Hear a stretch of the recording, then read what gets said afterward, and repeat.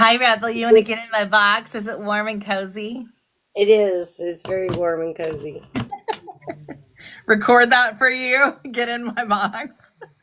You want to get in my box? You want to get in my Make box? sure you add that rebel part in there. Rebel. You want to get in my box, Rebel?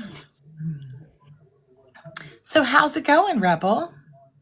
It's going. It's going. Do you have some fun grief things you'd like to talk about tonight? Well, I don't know how fun they are.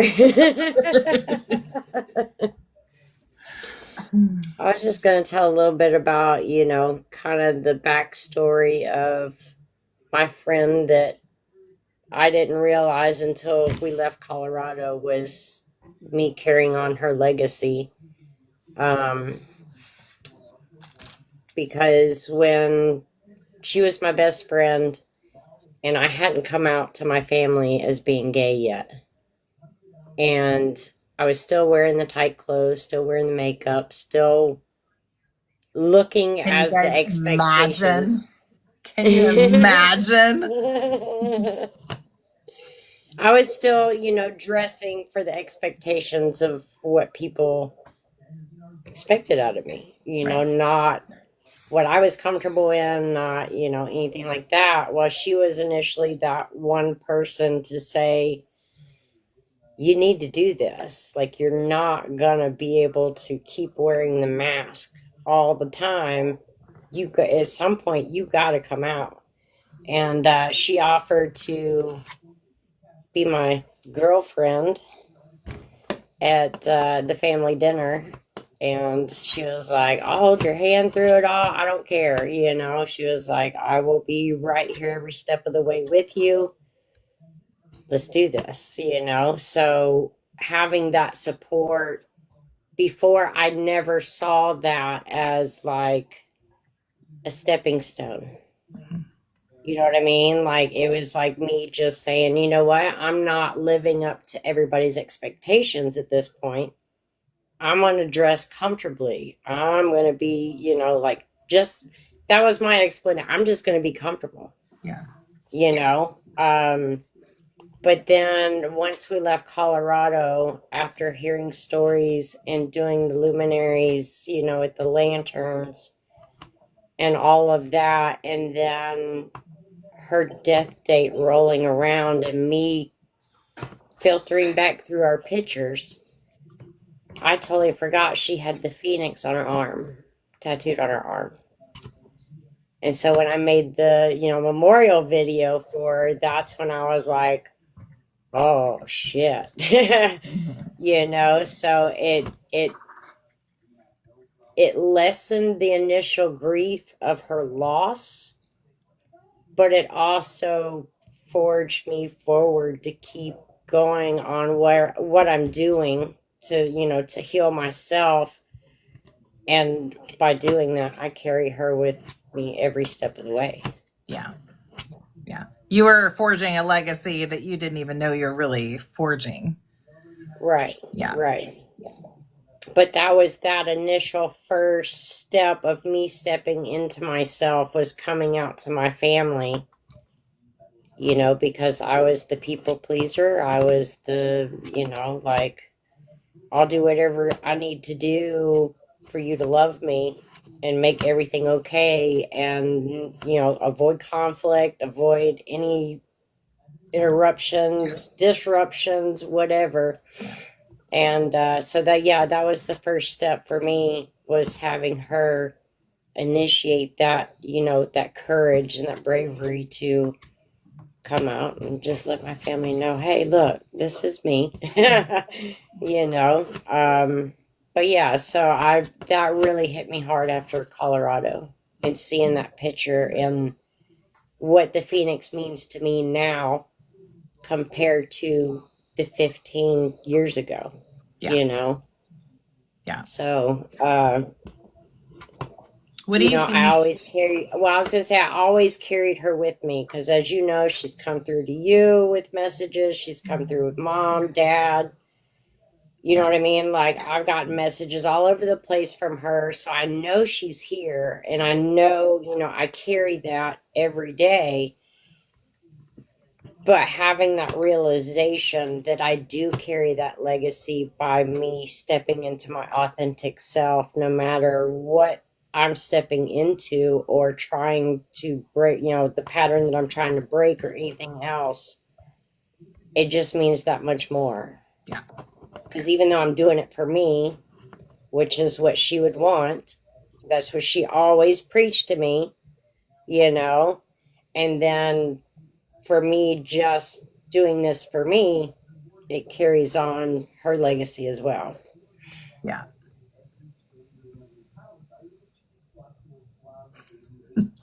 Sorry. Is she there? Somebody's there. I just hear, yeah, bitch, bitch, yeah, bitch. Yeah. That's her. Yeah. What do you think? So now that you've gone through that part, and I know that you've been intensely changed since Colorado, and it just continues to snowball. Can you talk about we talk about grief as all different kinds of things and all different kinds of grief. Can you talk about the kind of grief that you have when you realized, maybe, I won't say how much time you wasted because it's not wasted, but when you look back and you see the time you feel like it's wasted. Right. Can you talk about that Yeah. grief that you feel like that you kind of, I think you have to go through the grief and understand it for it to merge and understand that it wasn't wasted, because I think it feels like, you mean I'm this and I just now fucking figured this out? I'm fucking 42 years old. Why didn't I see this pattern after this relationship and this person and this person and this red flag and all of this? And, Can you talk about some of those emotions that go with that grief on just all that stuff? Yeah. Oh, Lord, it's gross. No, it is. It is. All sorts of stuff. It is. You know? I know for me, I think the biggest thing was grieving the old version while not knowing who the new version is. Mm. So how do you let go of something that you're now changing, but what am I changing it to? Yeah. I think that was the hardest grief for me, was this is all I know. Like, and it's pretty fucking comfortable. Yeah, it is. Even though it's miserable, it's comfortable. Even though it brings pain in the same situations over and over and over again, it's what we know. And, I think I got so used to the chaos. Yeah. So much chaos going on, whether it was in my head, situations outside, of myself, family, other people, whatever. I think those situations, how can I say that? I guess those situations, if I hadn't have gone through it, had the struggle and had that pain enough times, of repeating everything, I think that was, for me, was kind of like that kick of, I can't do this anymore. Yeah. But at the same time, it's also fighting those thoughts of, I'm not good enough. I'm not, I'm worthless. I can't, nobody can help me, like it's been this long to get here. And then it's, and then of course it's the grief of, did I waste my time? But then telling yourself, well, everything happens when it's supposed to happen. You're right where you're supposed to be. So it's, the grief goes into the push-pull, and then, it just snowballs from there. But the biggest grief for me was grieving the old me, not knowing who the new me was. Yeah. I had this experience, and I still continue to have this experience, is that I feel like as we heal and we grow, and this isn't about any specific situation, I've experienced this multiple levels. whether it be like how friends are supposed to be, how parents are supposed to be, how siblings are supposed to be, all those things. That the reality when you start to heal is that your expectations of what other people should be and how they should act are not reality. And how hard that is to grieve because you fought, not you, but like we fought so long to be mad at a person or to want to change something or blame ourselves because something wasn't good enough. And then I think like with my mom, it all changed when I started viewing her as a person instead of like the mom that I wanted her to be. That's my personal experience. And that changed for me then. It doesn't make like anything just disappear, but I think that grief is one of the hard things with growth too. Yeah, and for me, on that subject is, when you're looking at the old, right? You're fed up with the expectations of yourself, that are put on you by other people. Yeah. So that was kind of my first fire of, you know what? Like, no, I want to be me, you know what I mean? But it wasn't until maybe a year ago, even a couple months ago, Right. it was seeing that pedestal. I'm supposed to be this, this, this, this, this, this, and this. This is what I expect. And then I was like, oh, well, they have expectations of me. I have expectations of them. But like you said, bringing it down to like a human to human level and not with the label of who they are, with that expectation following it, really has helped me as well to keep going through, but also lessen those expectations of myself. Yeah. That, you know what I mean? Like the people pleasing or, those negative habits and patterns that I've picked up. It's also being easy with myself with those expectations from myself, so it's expectations all the way around for me. Yeah. And I think that like talking on that, like that's a whole, like, that's probably That's a whole nother class. a whole other class, because when you think Right. about it, like what are expectations? Expectations are like built from our experiences or what we see other people be. And then we think, oh, I compare that to that. This is how it needs to be. Like, it's not something that you're Or born even with. just the societal norms, like being a skinny model on a magazine cover. Like we're not drilled into our head that's Right. how it has to be, but we see that everywhere. Yeah. So we take that as an expectation out of society. Yeah. So it's not just, conscious things, but it's a lot of unconscious things too. Yeah, because we have them and then we play into the game as well. Like you said, like we have them of other people, and usually they're unrealistic because they're perfectionists put on a pedestal type things. But then we don't want people doing that to us, but we turn around and do it to other people. And that's the wild part about it, I think, is when you do start healing and you realize like you're all kinds of fuck up, not in ways that you think that like you can claim all day long accountability and stuff like that, but then when you step back and you're like, no, that's them. Oh shit, that's me. God dang it, that's me. And then it's actually admitting that accountability. Like, I had a part in this too. You know? Yeah. Yeah. It's so true. And I think though too that I think walking through it and all those different things, like the class on Monday, when I said sometimes you have to go through it, and the gift of going through it is understanding what it's like or whatever.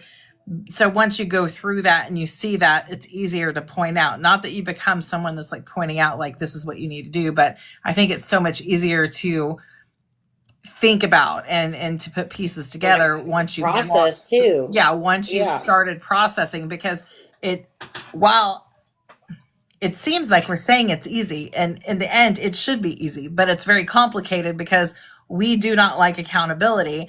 We also don't like change, and if we've been doing something the same way for 30 years, we don't want to change that. That's just right.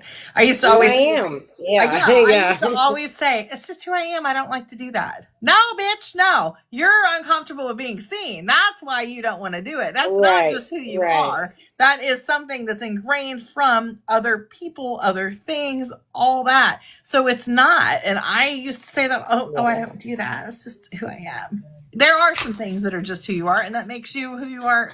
Great. But Right. more often than not, like I am very caring, and I also have claws. That's who I am. But when you're talking about, I don't do that. It's not who I am. Like there's usually reasons. Absolutely. Yeah. And I think going through that grief is something people don't talk about when it's healing. Because when you have to go through and humble yourself and realize that that's hard too. You're like, the biggest you want to fight it. You want to fight it. Mm-hmm. Every excuse in the book. Yeah, you're the biggest part why your life isn't changing. It's not about money, people you have around, jobs, anything like that. It is about you standing in your own way of healing and everything else. And until you go through the grieving process of things not being what you thought, I don't think you're moving. Right. I know a lot of things shifted for me once I started doing that. Because I could point out everybody else's stuff, because that's kind of what got the ball rolling, was looking at the expectations or this portion of that portion or this pattern of this specific person, but then dropping them down to that human to human level, and then actually looking at your own behaviors on what could have, through that one way or the other of their reaction, but still trying to understand that they have trauma too. Yep. And trying to decipher, is this trauma? Is this their belief? Is this, just how they see me? So it's very, it's very in depth, but yeah, because in the end, you don't know until you know when you're going through it. And at that, it's just a whole cluster. And there's so many different emotions. But I think that's why communication is a huge thing as you walk through it. And if you don't have friends or people that you can trust to do that, that will be hard for you. Because even I have shit. You walk through levels of grief and levels of growth, and I don't think that it stops. That's just my opinion. I think you find more layers to go through, and then you're like, man, I never thought about that. I had something with a song the other day. I woke up, I was fine. I was grumpy, I was fine. I listened to a song and it just made me lose my mind, and then I started processing through other things, and I was like, oh my God. And Rebel was like, if you need me? And I was like, I'm fine. Yeah. I'm like, I know you're not, but you know where I'm at. I know you're stubborn. I am pretty stubborn. I know you got to process and analyze things at first, so I'm giving you your space, but just know. I'm a little stubborn. Don't have to do it alone. So. But another thing for me on Monday, when we were talking about all of, carrying the legacy and all of that, it really hit me about Howie. Mm-hmm. That, yes, I know I carry him with me in my investigations because I carry his pen. I'll wear his merchandise that he had, things like that. But it hit me that I always admired in him the fearlessness that he had. I mean, he'd see two glowing eyeballs out in the middle of the woods with nobody else around that's 7, 8, 9 foot tall, not like an animal on the ground or, like taller than him, and he'd stand there, and then he would charge at it. Like he had no fear, just charge at it, Right. And of course, by the time he gets there, it's gone. Like you hear footsteps or whatever, like running off through the, the foliage of the leaves or whatever. But, and in my investigations, I hear all the time, like, you're not scared of nothing, are you? And I'm like, well, no, like, Yeah. not really, So, and that's one thing I try to carry into my investigations is no matter what shows itself, doesn't show itself, whatever, like, I have to remain calm because that fear feeds negativity that's around, and that's what they want. So, me carrying that fearlessness is also carrying on what I admired so much into him Right. in his investigations. Right.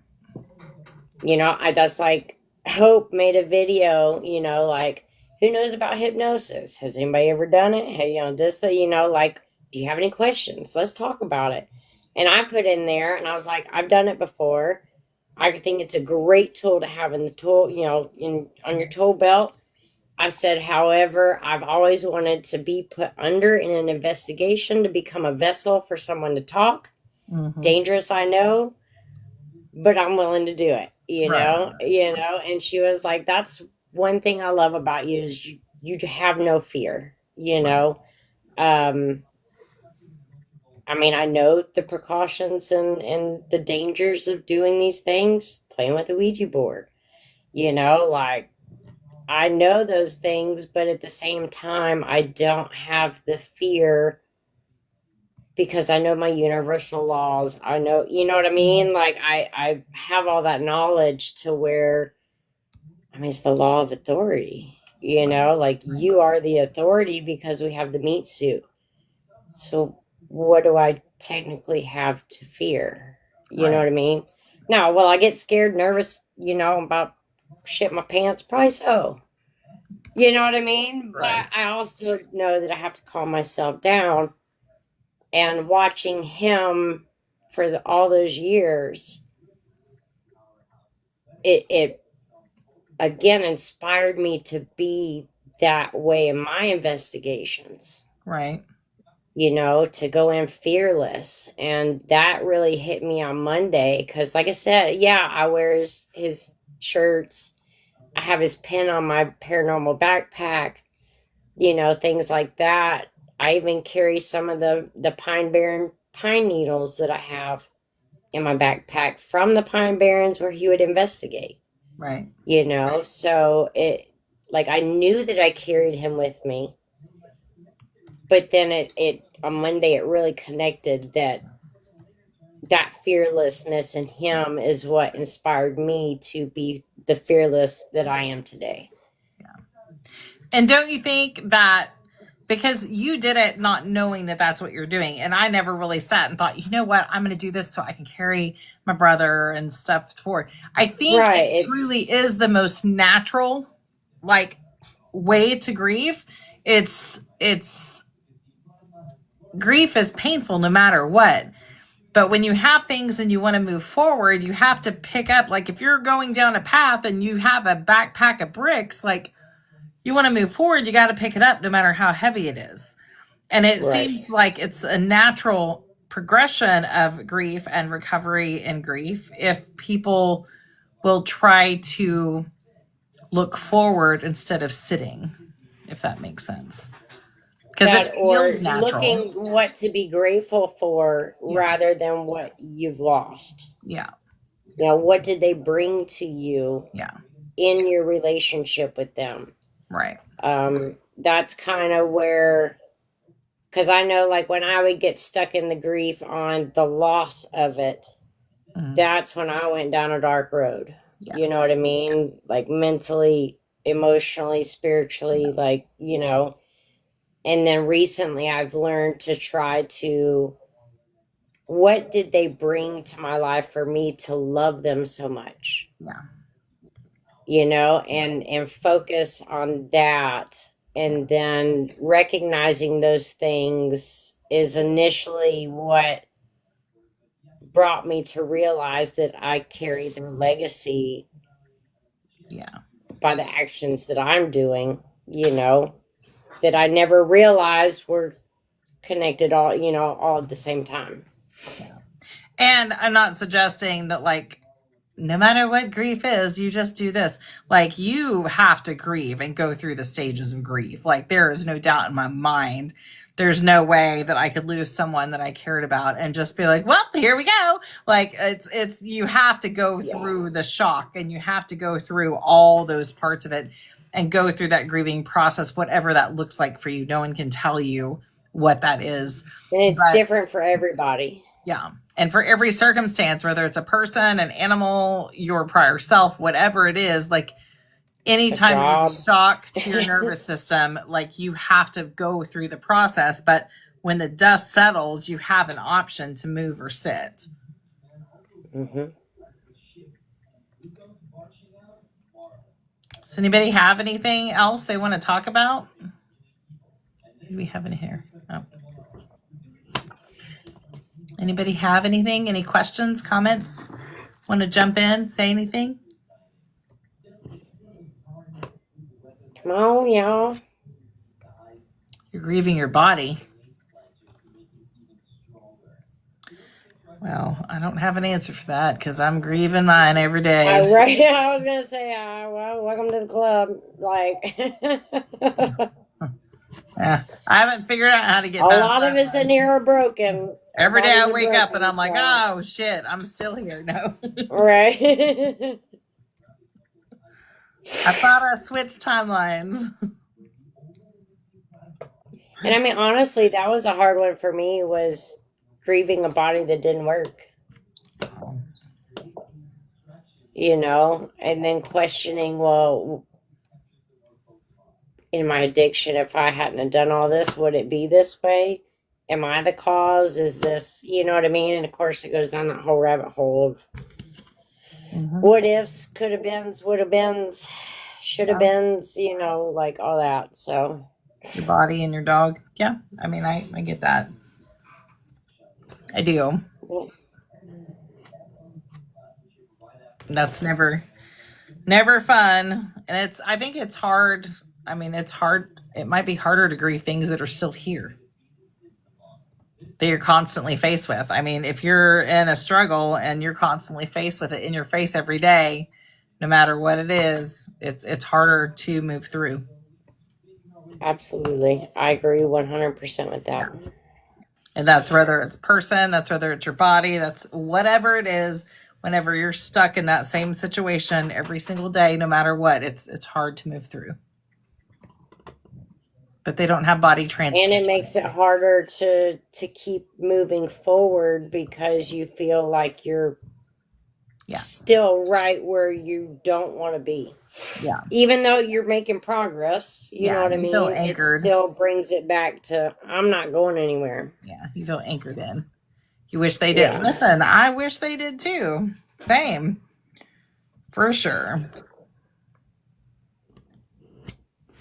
That's what me and Rebel, I was like, both of us together might make 3/4 of a person that works. Right. Right. Maybe. Maybe.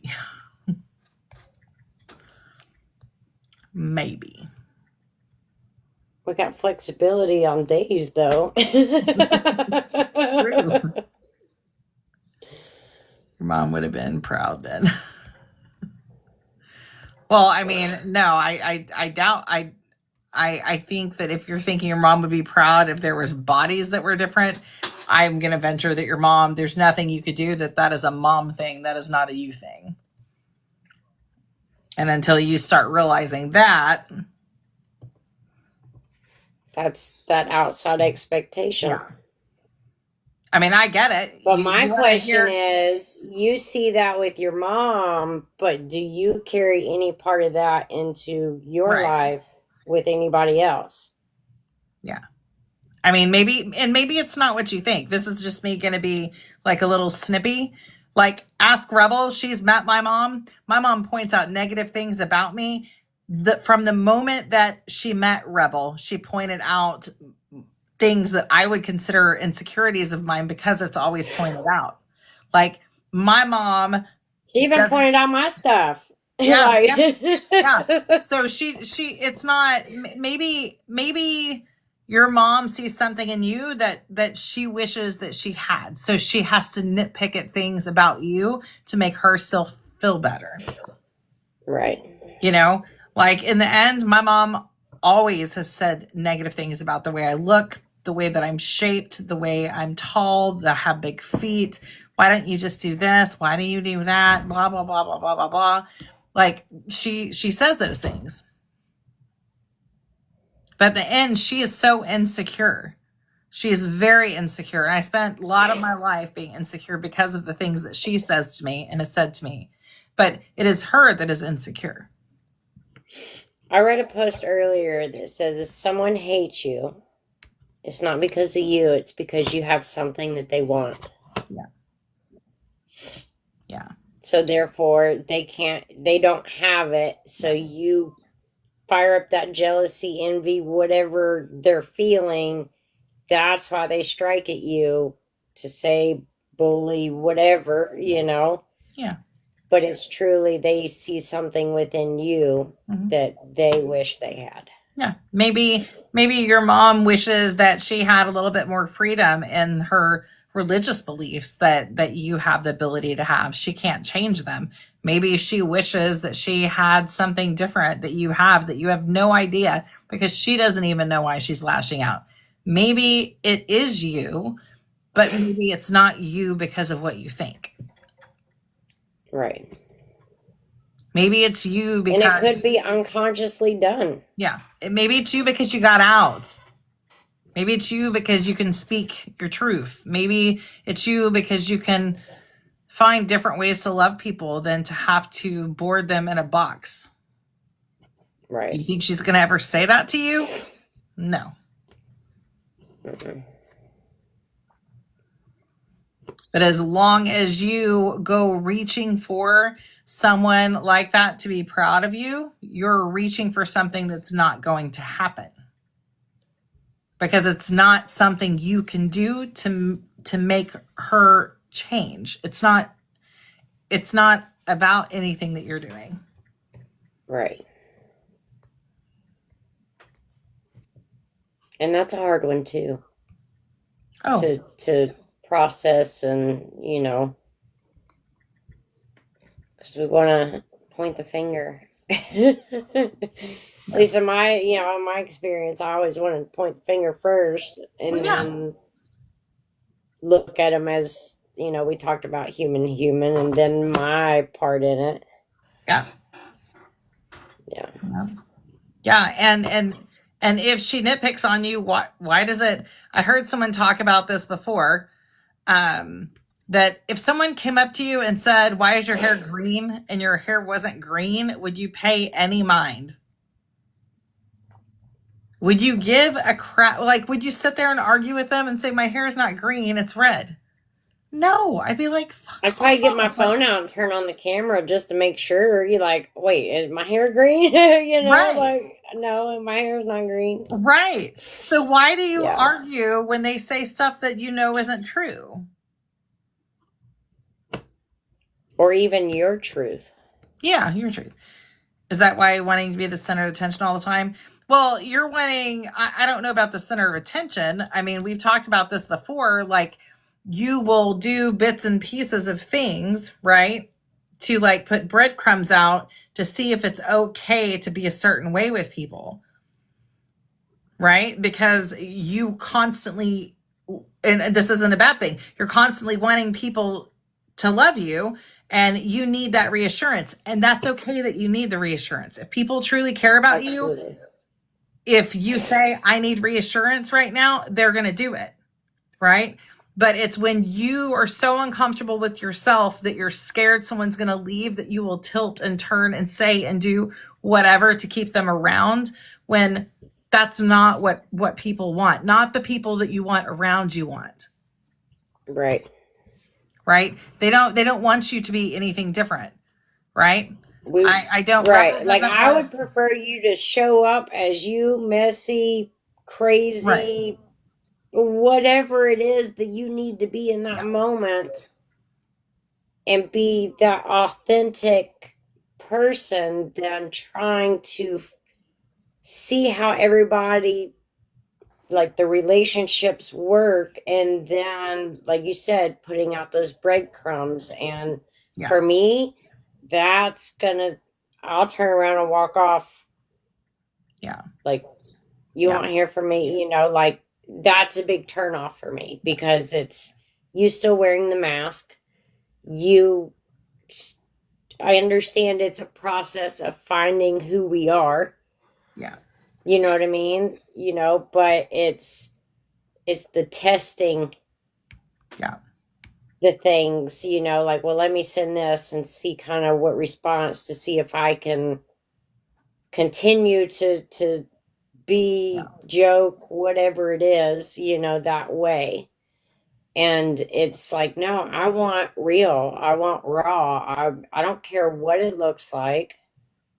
I don't care, like, if you go out and there's some air out of tires, I mean, like, okay, that's your choice. That's not my stuff to carry. Like, you're Yeah. choosing to do that, but I'm not gonna be like, oh, that's the wrong thing to do, blah blah blah blah Yeah. blah. Yeah. I can't judge that for you. Yeah. Yeah. You No, know, I I mean, can't. Chica, I mean, everybody has their things, but the thing is if it's Absolutely. done so consistently, if behavior is done so consistently inconsistent, people will lose me that way. Like, for me, consistency is important to a point. Like, I need, if someone wants to get to know me, all they have to do is show up and give me time, right? Or just be there and be consistently around.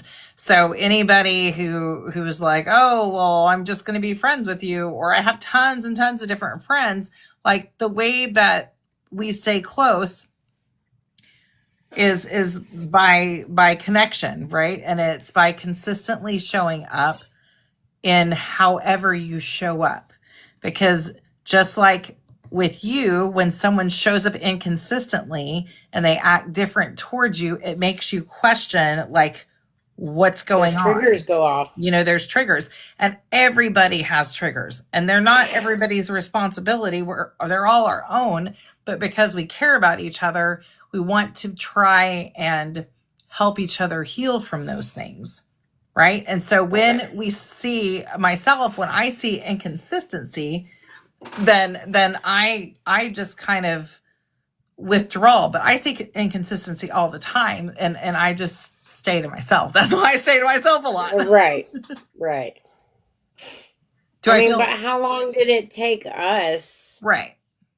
to get there? You know what I Right. mean? Like, Right. it was, nope, I'm going to my cave. I'll see y'all later. For how long? And Right. then Right. pop back in. Yeah. Do I feel So, what yeah. with you?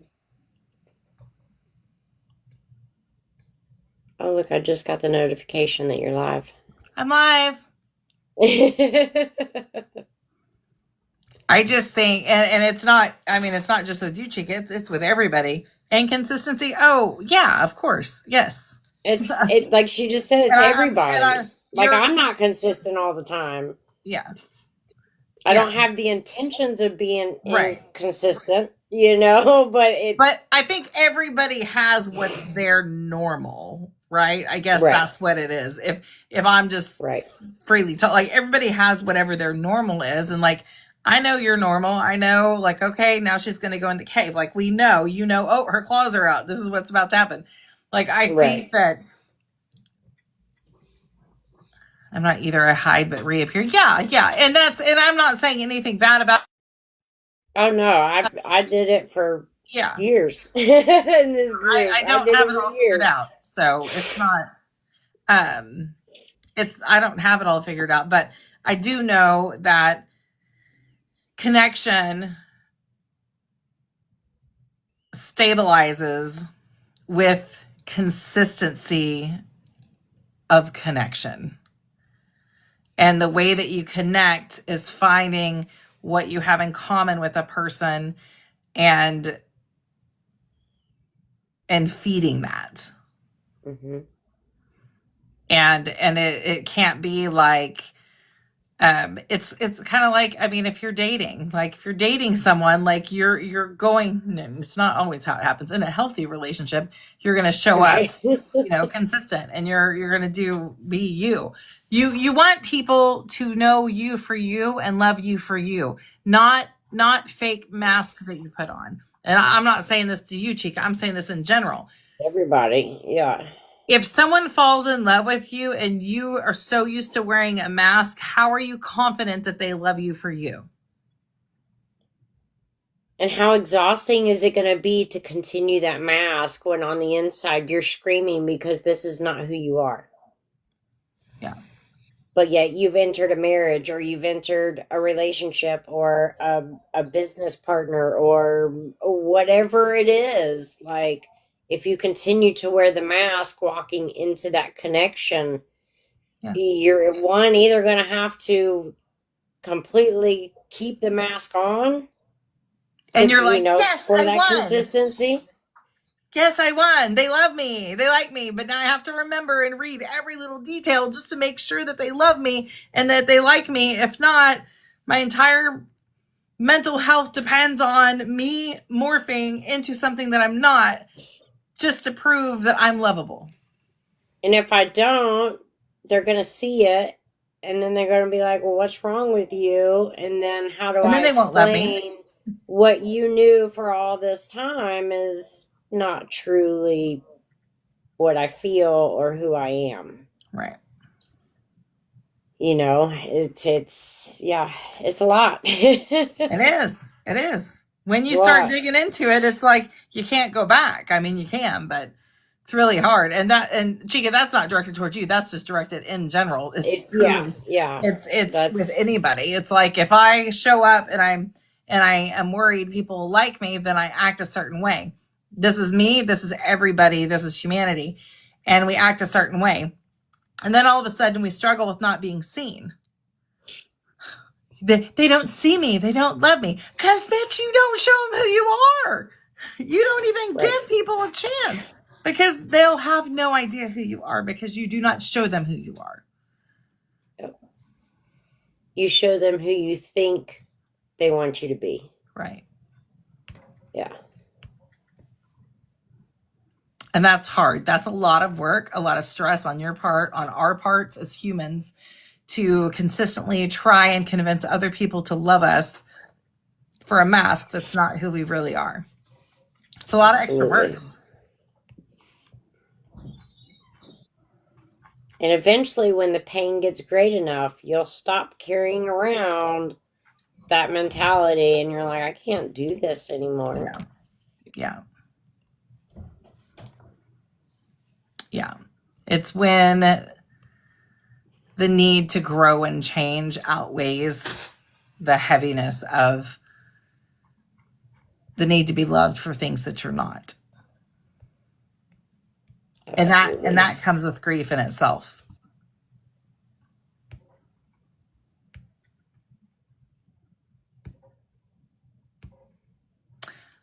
Well, thanks, No One Special. Does that make sense, Chica? Does that make sense, everybody?